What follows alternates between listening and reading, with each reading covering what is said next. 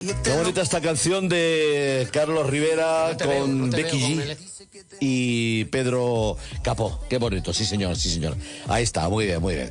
Que me gusta a mí mucho esto, señoras y señores. Tenemos dos grandes personalidades hoy con nosotros. Bueno, como siempre, nuestro querido teniente coronel Norberto Ruiz Lima. Muy buenas, Norberto. Muy buenas, Rafa, encantado. Te veo ahí. Encantado de estar aquí. No, encantado yo de que vengas. Hablando de libros y a continuar pues este programa de que lleva cultural de los que... Un día hablaremos del gobierno. De los que hay pocos, pero hoy no toca. Ni mañana tampoco. Ni mañana tampoco. ¿Y para qué? Estaba yo hablando de lo de la Constitución el lunes que viene. Tenemos fiesta. Claro que sí. ¿El lunes fiesta? Hombre, el lunes fiesta. Joder, ¿no vamos a poder venir a hablar de libros? Y el miércoles la Inmaculada Concepción. Pues ahí estamos, la Inmaculada, es que sí, ahí he estado yo siempre en Toledo, la patrona de la infantería, sí. Siempre. Hay que irse siempre con la infantería. El viernes después de la caravana que se monta, y eso es un follón tremendo, después uno se va a Toledo y va al Parador y se queda allí y pasa ya el puente. Y disfruta de la patrona. Que también hay que hacerlo. Claro que ¿Has comprado ya cosas de Navidad, Roberto? Bueno, ayer pusimos el árbol, ¿eh? Ah, qué bonito. Qué bonito, ha quedado muy bien. A ver si es verdad que nos dejan celebrar las Navidades como hay que celebrarlas. Claro que sí. Eso sí. Y está con nosotros, señoras y señores, una excelente persona, es catedrático de literatura y doctor en filología hispánica. Es escritor, por supuesto, y es poeta también de la revista Agitadores. Es, como digo, y lo he aclarado al principio, tenemos con nosotros, ¿verdad, Norberto?, una eminencia en el mundo de la literatura. Así que, Ramón Asquerino Fernández, muy buenas tardes. Buenas tardes, Rafa, buenas tardes a todos. Y muchísimas gracias por estar con nosotros. Nada. Yo encantado, vamos, estar aquí con Norberto, contigo, con estas vistas y con esta radio, que recuerdo, no sé si será la misma, que la radio intercontinental que había en Modesto La Fuente. Exacto, ya se trasladó aquí, pues ya ha rejuvenecido. No, pero es que en mi casa siempre la ponía mi padre porque daban cada 2 por 3 la hora y la temperatura, sobre todo era la temperatura. Sí, en Radio Hora. Efectivamente. Hoy nuestro director, que es el jefe de esto, precisamente Carlos Peñaloza, era el que hacía el programa con el señor Dausá. Sí, Enrique Dausá. Pues los dos, él y Carlos Peñaloza, así que lo podemos decir todavía, Señoras y señores, son las 15:22 en Radio Intercontinental, hora exacta. Y estamos en una temperatura exacta también de 29 grados. 29 grados. En la casa de un primo mío que pone la calefacción, no veas. Y la gente que sabe dice, ay, mira, qué temperatura más buena, salgo a la calle. Nos pueden ver, luego nos verán y verán que están en manga de camisa. Norberto, si le dices que hace mucho frío y que es un día desagradable, no salen. No, hay que salir. Bueno, oye, vamos a lo nuestro, que es hablar con Ramón Asquerino, que es una eminencia. Las mareas no suelen equivocarse. Cuánta literatura, cuánta historia, y qué bonito es que estés todos los lunes porque aprendemos un montón, de verdad que sí. Bueno, y además hoy más, ¿no? Porque vamos a hablar de tu libro. Vamos a hablar de mi libro. Cuando hablé con don Ramón, y yo le llamo don Ramón porque como es que eso lo merece. Era nuestro gran profesor. Es que eso lo merece. Y tendrá que venir más porque él es especialista es doctor en filología española, pero especialista en García Lorca, Tiene mucho que decir. Su doctorado lo hizo sobre García Lorca. Pues eso es buenísimo. Y me dijo, porque para mí lo más difícil de este libro es la parte de literatura que yo he intentado poner, ¿no?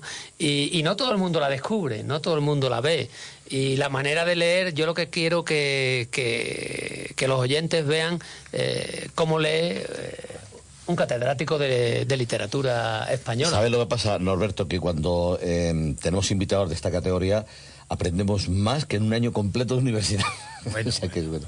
Yo creo que sí. Y como decía aquel, y de gratis, que no nos cobran las clases. Y bueno, es verdad. Ya empezamos con Las mareas, esta novela. Esta novela que la ha escrito Norberto Ruiz Lima, Las mareas no suelen equivocarse, y que ha tenido la deferencia de venir este invitado de excepción, Ramón Asquerino, y para preguntarle cómo ha visto él, cómo ha leído el libro, cómo lo ha entendido y qué apreciación tiene sobre él. Bueno, el libro es que claro, como es un filólogo, Norberto, y un conocedor de la literatura, pues está lleno de referencias literarias. Algunas son muy concretas, muy claras, sobre todo cuando hace alusión a Pessoa con los heterónimos, o a Páramo, a Rulfo con Pedro Páramo. Hay otras más escondidas y que, en fin, de lo que no se tiene que avergonzar el autor, porque es que, como decía García Márquez, es la poligénesis, las ideas están ahí, uno las acoge, no te las apropias, y va enlazando una novela con muchísimos guiños literarios, y que para el lector que no se dé cuenta tampoco pasa nada. Esa es la ventaja, ¿sabes? Que no hay que tener una serie de claves, no hay que tener una explicación al final que diga, es que aquí está haciendo alusión a... Pues no tiene por qué. Perdón, Ramón, Sí. ¿cree usted que en los libros hay que leerlos sin prisa? Efectivamente. Hay que digerirlos como Sí, tiene que ser. Sí, porque con tranquilidad y leyendo, no deletreando. La gente deletrea más que lee. Sí. Festina lente, decían los latinos, apresúrate despacio. Exacto. Apresúrate despacio. Entonces hay que leerlos con detenimiento. Y el de Norberto no es un ejemplo que pueda pasar uno. Bueno, voy a leerlo por leerlo. No. El de Norberto, sobre todo para las personas que tengan algunas ideas literarias, pues todavía les despierta mucho más. Y entonces dice uno, ay, ¿dónde he leído yo esto? Pues voy a buscarlo. Y todo eso es lo que hace aprender literatura. No solamente leerlo, sino luego recordar qué es lo que se va escondiendo y otras muchas cosas escondidas que tendrá, porque, como es lógico normal, cualquier lector no puede darse cuenta de las claves, ¿no? Eso lo decía García Márquez. Por eso es necesario leer un libro más de una vez. Por supuesto. Eso está claro, sobre todo cuando merece la pena, porque hay otros que la denominada literatura clines de usar y tirar, que hay... Eso es como el fast food, que yo no como. Efectivamente. No, pero ¿sabes qué pasa, Rafa? Que algunas veces no, sino muchas veces hay que leerlo para darse cuenta de que esto no es bueno. El boca a boca también funciona, pero en fin, para un profesional como el propio Norberto, dedicado a la literatura, hay que leer para poder decir, como cuando vas al cine, no es que la película, pero es que hay que ver la película, hay que leer la novela. Exacto. Y luego decir, pues mira, oye, lo siento, pero en fin, he perdido el tiempo, bueno, entre comillas, ¿no? Decía Cervantes que por muy mal que fuese una novela, pues siempre se sacaba alguna cosa buena, ¿no? Siempre. Y siempre se saca alguna cosa buena. Siempre. Pero de aquí se sacan cosas buenísimas. Esa es la ventaja. Norberto, aparte de ser gran amigo, y yo le tengo un enorme aprecio, él lo sabe, es que lo hace muy bonito y muy bien, y es porque le encanta, le gusta tanto, que lo vive desde dentro siempre, y eso es lo que impregna a las demás personas cuando le escuchan o cuando leen uno de sus libros. Pues sí. Ajá. La verdad es que sí, porque nosotros ya que tuvimos una reunión, una especie de charla entre los dos el 1 de julio, si mal no recuerdo. Hicimos una tertulia con un café, que es como hay que hacerlo con los profesores, con un café. Con los profesores no, con los literatos como tú. Y entonces pues ya empezamos a ver el libro y a estudiar el libro. Como se hacía antiguamente en el Café Gijón. Efectivamente. Es que no sé por qué se ha perdido eso. No sé por qué se ha perdido. Fíjate, eso se puso de moda en el siglo XVIII. Exacto, no lo entiendo. En el siglo XVIII empezaron a utilizarse muchísimo la palabra amigo y sobre todo los cafés, porque allí iba la gente a ilustrarse. De hecho, era la época de la Ilustración. Y entonces ahí nos ilustramos los dos, qué es lo que se debe hacer, ¿no? El que da la conferencia, ahí la conferencia y luego llegaba el Jorge Javier Vázquez de entonces, que era un mono, y decía, a ver, decime de lo que siempre llegaba tarde. Decime de lo que se trata, que me opongo. Y ya estaba el lío, ya estaba el follón, las discusiones. Eso era lo bueno de la tertulia. Eso era lo bueno. Pero el espíritu crítico, porque nadie tiene toda la razón, ni nadie tiene toda la falta de razón. Fijaos que a mí me encantaría poder recuperar eso, esas tardes. Sí. Sería excepcional. Pues esta es una tertulia, ¿eh? Claro, estamos en la tertulia. Sí, esta tertulia de cita a las 3. En las alturas. Sí, piso 12, en las alturas. Y como el libro, a pesar de que el libro, como son mareas, pues algunas veces baja y otras veces sube. Es habitual. Pero eso le pasa también al libro, pero no porque el interés decrezca, sino porque la tensión crece una barbaridad y ya dices, esto ya no puede subir más. Y entonces tiene la habilidad, Norberto, de hacerla bajar. Hombre.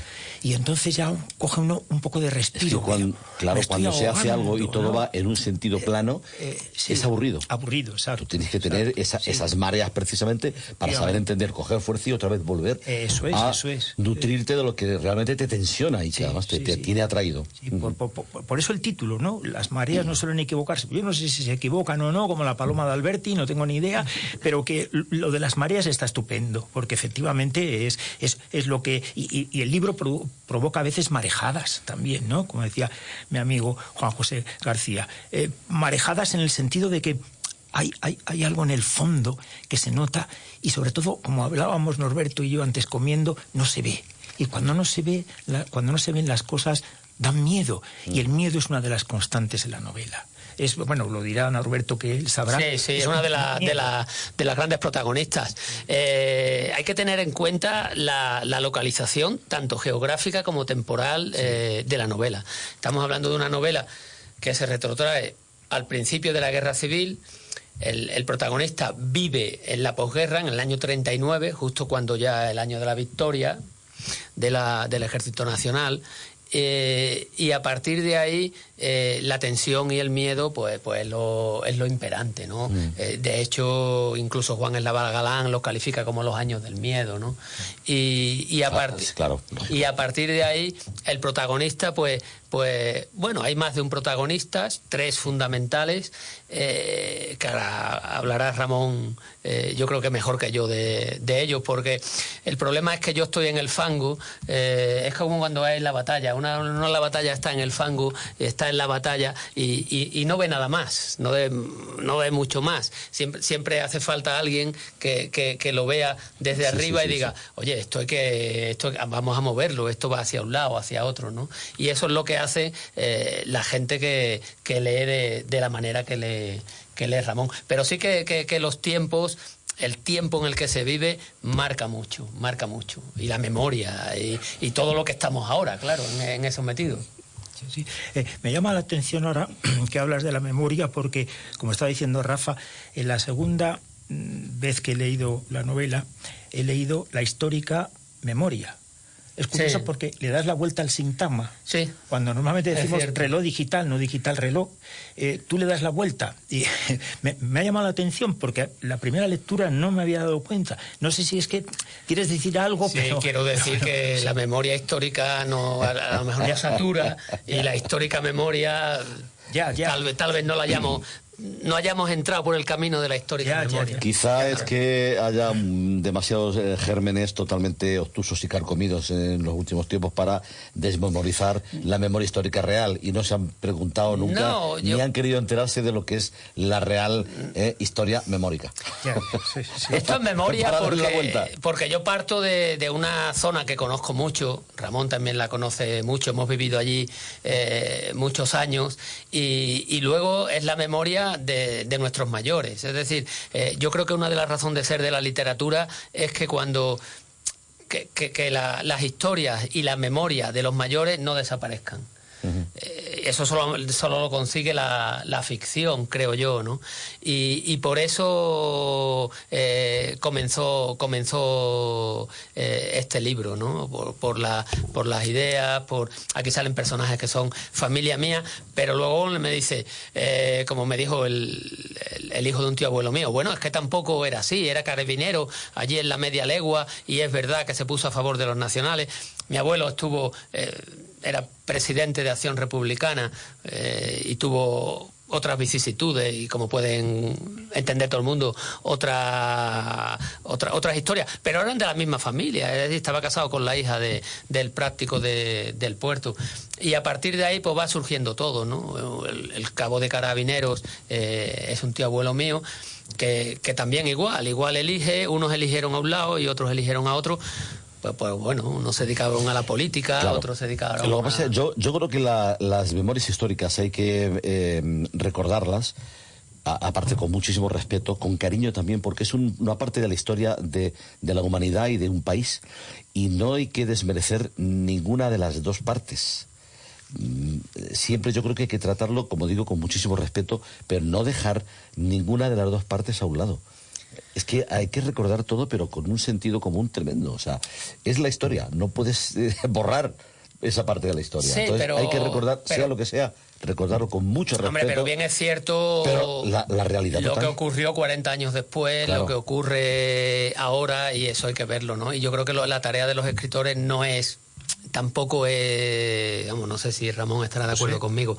Yo creo que la tarea de los escritores primero es hacer arte, luego que esa memoria prevalezca, pero no en el sentido de un historiador. Yo creo que en el sentido de un literato. Sí, exacto. Sí, bueno, pues eso está muy en la línea de los episodios nacionales. Sale perfectamente porque el protagonista, o para mí por lo menos uno de los grandes protagonistas, el doctor Ángel Prim y Bausel, que además el apellido nos explicará Norberto mucho mejor, pues es el título de un episodio nacional de Galdós. Y este hombre, no me voy a meter en la personalidad del general, que se lo va a explicar muchísimo mejor Norberto, pero sí en el episodio nacional de Galdós. Y Galdós lo considera como un demócrata, como un antimonárquico, como un hombre muy progresista, que constantemente en el episodio 39 de la serie cuarta, que es precisamente Prim, constantemente va diciendo ¡viva Prim, viva Prim, viva Prim! Y este personaje... Este Ángel Prim y Bausel, que es un poco un personaje real, según me ha estado contando, más bien de la oralidad, más que otra cosa, más que de una fuente, aunque también escrita. Este personaje es un personaje muy atormentado, además, es un personaje que además llena para mí la novela, mucho más que José Ruiz incluso, y que por supuesto el teniente de los carabineros, que es anónimo, dicho sea de paso, que además lo habrás buscado anónimo, pues bueno, para buscar así el anonimato, ¿no? Pero que está muy en la línea de la progresía contenida, porque claro, el año 39 no se puede pedir tampoco Ángel Prim y Bausel está callado constantemente. Sí, tiene el miedo que decíamos. Está callado y luego, bueno, lleva un pasado a sus espaldas porque va huyendo. Va huyendo de sí mismo y de cuanto le rodea. Es decir, él llega a Sanlúcar justo en el año o decide salir de Barcelona justo en el año del golpe de Primo de Rivera. El 23. Del 23, 1923, y ahí acaba pues en Sanlúcar. En Sanlúcar acaba mucha gente que quiere huir, porque Sanlúcar es un puerto de salida, Sanlúcar, Cádiz es un puerto de salida donde la gente huye, y de hecho yo creo que ninguno de los que somos de allí pasa como los de Madrid, ¿no? Sí. Es un puerto que pasa tanta gente que mi abuelo pues vino con la Renfe, bueno, no era la Renfe, era en la compañía de ferrocarriles andaluces, uno de mis abuelos, mi bisabuelo por la otra parte era montañés, vino de Santander, es decir, y luego está, bueno, la calle de los alemanes, la calle de los ingleses, allí hay mucha diversidad de personalidades, que sí. Pero eso es muy bonito para hombre, claro que sí. Eso es lo que engrandece la cultura. La gran riqueza, ¿no? Y él es un huido más, ¿no? Lo que sí es cierto que, claro, él lleva el apellido de Prim, precisamente por lo que ha dicho Ramón, un apellido, que defiende la Revolución Gloriosa, que se dio en 1868, defiende el progresismo, ¿no? Porque hay espadones progresistas y espadones moderados, espadones progresistas como Prim o como Espartero, ¿no? Y espadones moderados como Narváez, ¿no? Por ejemplo, en esa época, es una época, la verdad que convulsa, pero él sí que se hace con el control. Él llega a la presidencia del gobierno y es ministro de la guerra, y vivía en el cuartel general. Es decir, yo invito a todo el mundo a que pueda ver el cuartel general, pues donde Prim se le lleva después de su atentado en la calle del Turco, que hay una especie de sofá allí donde se le sienta y poco antes de morir, las heridas no eran mortales. Y bueno, él fallece por una septicemia llevaba una pelliza de oso, dicen, y hay estudios de una universidad complutense, porque cuando han cogido la momia de Prim, a mí no me gusta sacar las momias de los sitios, ¿no? Porque primero pienso en la familia, y que es quien tiene que verlo. No, por supuesto. Hay que segundo, respetar. porque uno ve las pinturas de Prim que tenemos en el cuartel general, y luego ve la momia, y es que no tiene absolutamente nada que ver lo que se consideraba Prim y lo que había hecho, por ejemplo, la batalla de los Castillejos, y el temor que infundía en el combate, y luego ver la momia, ¿no? Pero sí es cierto que cuando muere el rey Amadeo Saboya llega, ya él ha fallecido, y era su gran garante, y de hecho fue el motivo, yo creo, fundamental porque no funcionara la monarquía de Amadeo de Saboya, y la mujer de Prim él se había casado con una chica, ella era de familia mexicana, y la mujer de Prim, Amadeo de Saboya, le dice: no pararé hasta encontrar los asesinos de su marido. Y le dice la mujer: bueno, pues no tendrá que salir de esta habitación si lo quiere encontrar. Es decir, el asesinato de Prim ha sido el único que no sea de los 5 grandes magnicidios que hemos tenido. Canalejas, Eduardo Dato, todos los magnicidios se han resuelto, menos el de Prim. Y luego Bausel, como le comentaba a Ramón, porque es un apellido que viene con las tropas de Napoleón. Son médicos de Napoleón, y mi protagonista es médico, y yo quería que fuera él, que fuera uno de los descendientes de los médicos de Napoleón, que trae la Ilustración. Luego ya tienen que irse a esa familia, a la Bausel, tienen que exiliarse cuando llega Fernando VII y la década ominiosa y todo esto que hay por ahí, toda esa época, quitando el trienio liberal, que vuelven y regresan con una amnistía. Y esta es la familia que va siempre huyendo en estos avatares. Ya, pero fíjate que lo curioso, estaba mirando ahora las notas, sobre todo de mi alumna, hoy profesora en la Autónoma, Carolina Fernández Cordero, hablando sobre Prim. Y lo curioso es que los episodios nacionales de Galdós salían aproximadamente entre unos 1.000 o 2.000 ejemplares. Sin embargo, de Prim salen 19.000. ¿Cómo se explica eso? El éxito de Prim. ¿Por qué? Porque la gente quiere leer a un personaje que conoce, o que ha conocido y sabe de él. ¿Por qué se vende más este episodio nacional que otros muchos episodios? Precisamente por la figura atractiva y por lo que representa simbólicamente de la libertad, ¿no?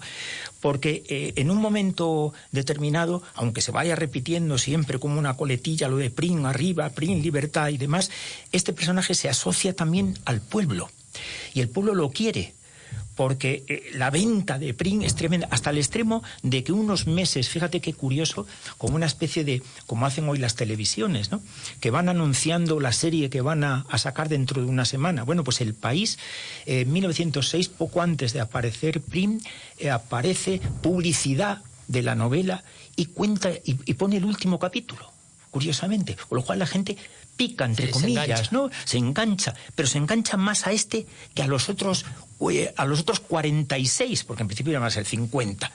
Algo tendría Prim para tener este éxito tan descomunal. No, era una figura, y de hecho, pues bueno, yo lo pongo como protagonista, no a él, a su apellido. Con todo lo que trae encima, sí, claro. Sí, no, pero que es sintomático el éxito de este episodio nacional. Bueno, los episodios se vendían con mucha facilidad, pero vamos, que quiero deciros que este es precisamente uno de los que mayor éxito tienen, cuando las tiradas de ejemplares, bueno, 2.000 en el caso de... Y era un éxito tremendo. El de la barraca, que fue algo inexplicable. También dice Carolina Fernández Cordero cómo la primera edición de La Barraca salen 500 ejemplares, y en 1920, es decir, 20 y tantos años después, salen en torno a los 100.000. ¿Cómo se explica eso? Bueno, pues no lo sabemos, ¿verdad? Sí. Bueno, pero por Prim sí lo sabemos, porque Prim tiene ese enganche entre el pueblo, uno de los grandes episodios nacionales, que precisamente a raíz de esto y sobre todo de Electra, el año 1901, Galdós, es cuando Galdós ya entra en un momento en el que se compromete políticamente y socialmente mucho más de lo que se había comprometido hasta ahora. Y curiosamente con esta novela, y curiosamente con este personaje. aparte de su obra teatral Electra. O sea, que hay un cambio de rumbo y de perspectiva, porque además, desde ese momento Galdós, aunque va a salir diputado el año 1910 por Madrid, desde ese momento Galdós va también al Congreso y va a ver las actas de los congresos, y la fuente para escribir sus capítulos está también en el Congreso. Ya no solamente es la historia, sí. Aunque algunas cosas, curiosamente, pues bueno, se las puede inventar, pues como tú te inventas y como todo novelista se inventa con un trasfondo más o menos histórico, que en el caso tuyo, evidentemente, los signos indexicales son clarísimos. Sí. Sanlúcar, el año 39 y la primavera. Y si quieres, además, incluso, porque la novela empieza así, con mucho detalle, precisamente empieza. Fijaos. Las dunas y los árboles silban con el viento. He exagerado las eses, que además ahí son sonoras, en la posición como están, porque es justo el comienzo de la novela, que casi es un alejandrino, el primer hemistito. Sí, y luego un poquito después sigue exactamente igual. El aire silba oscuro, presagiando mucha noche. Esa noche oscura, Ahí ha descubierto, para que nuestros oyentes lo vean, en qué estaba yo pensando, ¿no? Es cierto que estaba pensando en San Juan de la... Eso ya es más difícil saberlo. Yo sé que... No, pero voy a explicar. ¿Por qué? Porque ese principio que ha leído, con esas eses y tal, pues sí, y esa noche estaba pensando en San Juan de la Cruz. Y sobre todo esa onomatopeya que tienen, que es el silbo de los aires nemorosos. Amorosos. El silbo de los aires amorosos. ¿Ves? Me corrige, lo hace bien. No, lo corrijo, no más que es así. No. Juan de Para Yepes, eso es el maestro. Juan de Yepes.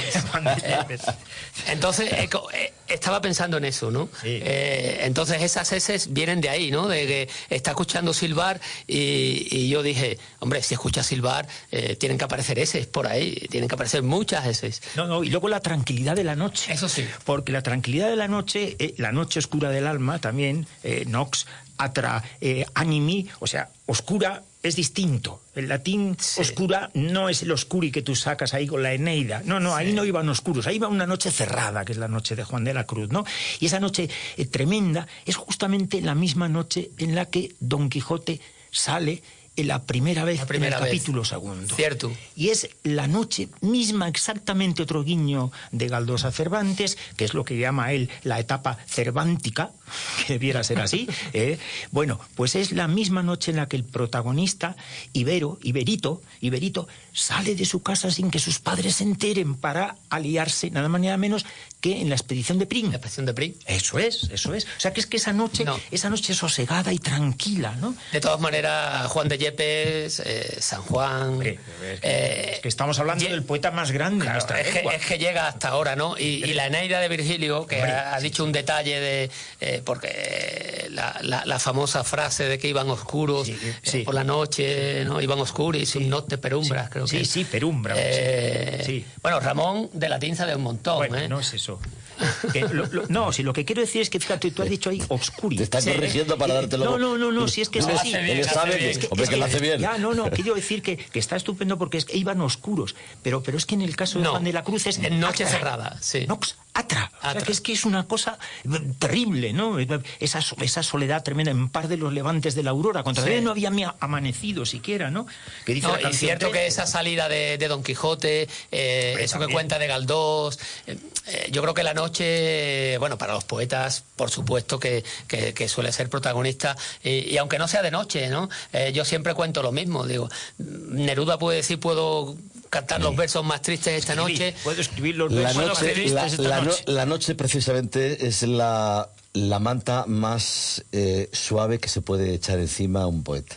Pues sí, pero no tiene por qué ser de noche, ¿no? Como hablaba Neruda. Es que no tiene por qué. La noche la tiene en su corazón. La noche te la haces tú mismo. No, pero fíjate, hablando de la barraca, hoy que lo he estado repasando, la barraca empieza, de manera menos el novelón de Blasco Ibáñez, describiendo un amanecer en el Levante, que es una maravilla, porque claro, el amanecer de allí del este es una maravilla, ¿no? Y bueno, no tiene por qué ser la noche, efectivamente, lo que está diciendo Rafa y lo que dices tú, ¿no? Claro. Pero en este caso sí, en este caso la noche, porque además es que no se ve la oscuridad, y esa oscuridad nocturno se hace sinónimo del miedo. Sí. Del miedo, esa es la idea. Porque cuando se escribe, cuando yo escribí eso, la idea era esa, las eses, porque el silbo del viento y luego identificar bien la oscuridad de la noche, Y que llega el miedo, porque es el tiempo del miedo. Hombre, es el tiempo del miedo, está claro que sí, que es... fíjate que además es curioso porque lo que hablábamos al principio de lo literario en Norberto, ¿no? La novela empieza con una dedicatoria preciosa, por cierto, a tu padre, sí, a Norberto Ruiz Rodríguez, el timonel, en inglés, sí, Stirman, ¿no? Le decían Stirman porque estuvo en barco sueco, sí, y le decían eso es, me decía, ¿no? Pero inmediatamente vienen dos citas. Una de Esquilo, o sea, en mundo clásico, sí, ¿verdad? Mundo clásico, y otra de Sábato. Es Sábato. Son dos... y luego, porque más al final, ¿no? Hay una estructura circular que se cierra, porque en un juego metaliterario, porque luego citas la tertulia de Rafael Cansino Sassens, el sevillano, donde le explicó el escritor argentino, se supone que Borges. Porque aquí, el olvido que seremos, la novela famosa, somos el olvido que seremos. Bueno, pues vamos a aplicárselo a Borges. A Borges, muchas cosas eran de Borges, otras cosas no eran de Borges. Pero ahí sí. Eso es. Y los versos de Iván Oscuri los traduce Borges perfectamente. Ahí está en la revista, como te dije, ¿no? Entonces, es el final tremendo, porque al principio hablas de la justicia y al final la justicia ha sido imposible. Sí. Ese, yo creo que es el tema de la novela, ¿no? Es decir, las dos citas iniciales, es tanto la de Esquilo como Sábato. En una busca la mujer esa justicia vengadora. La podemos leer porque así ya los oyentes las pueden ver, ¿no? La de la Orestiada, de Clitemnestra, donde habla Clitemnestra, ¿no? Dice: por justicia vengadora de mi hija, por Ate y por Brinis, a quienes he sacrificado a este hombre, yace en tierra el que ha injuriado a esta mujer. Es decir, una mujer que ha buscado justicia, su propia justicia, que no la tenía, porque ha asesinado nada más y nada menos que al rey de reyes, ¿no? A Agamenón. Y luego con Sábato pasa igual, la verdadera justicia. La verdadera justicia solo la recibirás de seres excepcionales, dotados de modestia y sensibilidad, de lucidez y generosa comprensión. Es decir, en la primera cita tú consigues la justicia porque la haces por tu mano, si no, no hay manera. Y en la segunda dice que la verdadera justicia solo la recibirás de seres excepcionales. Es decir, que no la recibirás porque hay muy pocos y posiblemente no te tropieces con ellos. Y cuando llegas al final es la... El final no puede ser más categórico, porque ya lo hablamos en su momento, pero para los oyentes que no lo conozcan y lean la novela, pues no se la voy a destripar. No. Como dicen hoy, el spoiler, o sea, destripar en español, y ni mucho. Termina: váyase a casa, doctor. No puede ser una forma más sencilla, más tremenda, además con el vocativo del protagonista, el otro protagonista, y ese imperativo: váyase, aunque está utilizado ahí como imperativo, váyase, mejor cállese, desaparezca de aquí, porque estas cosas que probablemente le ocurra a Ángel, al médico, que se marche, porque no sabemos la segunda parte. A lo mejor hace la segunda parte de... No estaría mal que hicieras, mira, ahora... A partir de ahí. Tú lo puedes... es que lo iba a decir yo, Ramón. Le iba a decir, ¿quieres que escribir la segunda parte? La historia de Ángel, que estaría extraordinariamente, ¿no? El váyase ya, porque no hay solución a lo que él busca, porque el doctor no entiende que se ha hecho una injusticia tan grande, ¿no? Y no, porque para ello, claro, que hay que leer la novela, y no entiende que no haya nadie, una persona que no levante su voz, ¿no? Sí, sí. Y es cierto, yo eso lo uno mucho con Hannah Arendt, ¿no? La banalidad del mal, que todo el mundo termina diciendo: no, yo es que hago lo que me ordenan, yo es que trabajo en esto, y claro, y al final de oscuros funcionarios que no tienen ningún interés, digamos, ni político ni tal, terminan surgiendo gente que asiste a los fusilamientos y que no habla en contra de nada. Entonces tú dices, bueno, pues esto es la banalidad del mal, ya llega. Es como cuando hablamos que en Sanlúcar al principio no hay fusilamiento, porque claro, todos se conocen. Y entonces dicen, imagínate, ¿no? Mi bisabuelo con mi abuelo, con el marido de su hija, ¿no? Uno está en Acción Republicana, presidente de Acción Republicana, allí en Sanlúcar, que luego salen las listas, claro, que es el primer sitio donde van a buscar.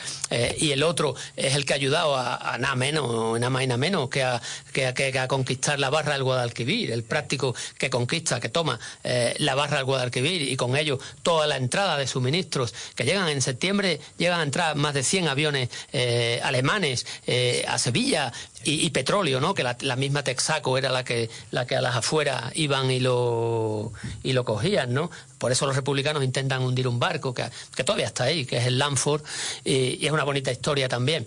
Pero sí es cierto que al final ellos deciden, oye, pero no vamos a fusilar a nadie, y la palabra que en esa reunión, que eso sí es cierto, porque eso sí está recogido, que se dice es, no vamos a hacer nada que no podamos revertir, es decir, que no podamos dar marcha atrás. Si yo mato a un tío, claro, ya ahí no hay marcha atrás. Entonces no vamos a hacer nada.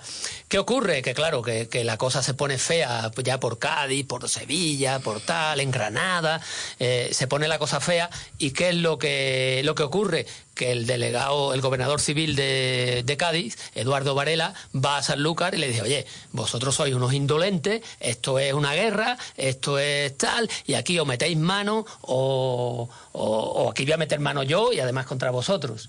¿Qué es lo que ocurre? Que ahí cambia todo. A partir de esa fecha de agosto, del 9 de agosto, donde Eduardo Varela va allí, empiezan los fusilamientos, o sea, pero del 18 de julio, digamos, 19, porque hay unos combates de 24 o 48 horas en Sanlúcar, que también salen en la novela, esos combates iniciales, ya empieza a verlo. Y entonces tú dices, bueno, es que esta gente que pensaba de una manera, ahora piensa de otra. No piensa de otra, es que el sistema se los va comiendo, es la banalidad del mal que hablaba Hannah Arendt. Pero en cualquier caso, perdona Rafa, para día y medio que duró la resistencia ante las tropas rebeldes en Sanlúcar, el precio fue muy alto. Sí. Fue altísimo. Eso sí es verdad. Fue altísimo. Las cunetas llenas todavía. Sí, lamentablemente. O sea que... Oye, esto se ha quedado muy, muy corto. Lo siento. Bueno, no, lo siento, no. Es que hay que venir otra vez. Hay que venir otro día. Lo siento, no. ¿Cuándo venimos? Ramón, cuando quieras, Ramón, cuando puedas, tú estás aquí. Yo vengo de la casa. Y además, es que vamos a venir a hablar de mi libro. ¿Podemos seguir hablando la semana que viene? Sí. Bueno, la semana que viene es fiesta. ¿no? Fiesta, perdón. La siguiente. Voy a decir yo al alcalde que quite la fiesta. No le digas eso, vale. Por Dios. No, sí. Es más importante esto. Por favor, Ramón Azquerino, es una gozada escuchar a una voz tan experimentada y sobre todo con mi querido amigo y de verdad, amigo de verdad, teniente coronel Norberto Ruiz, que escribe muy bonito y que yo quiero seguir con esto. El próximo día, sí, el día 13, por favor, tenemos una cita. Pues el día 13 aquí estaremos y si Ramón quiere, aquí hay... Sí, yo encantado. Si me invitáis, yo desde luego... ¿Cómo que invitáis? No, ya estoy invitado. No. El día 13 aquí otra vez. Ramón Azquerino, muchas gracias. Muchas gracias. Norberto, muchísimas gracias. Gracias. Vamos un momento a la cosa y enseguida estamos. Radio Inter, tu gran compañía.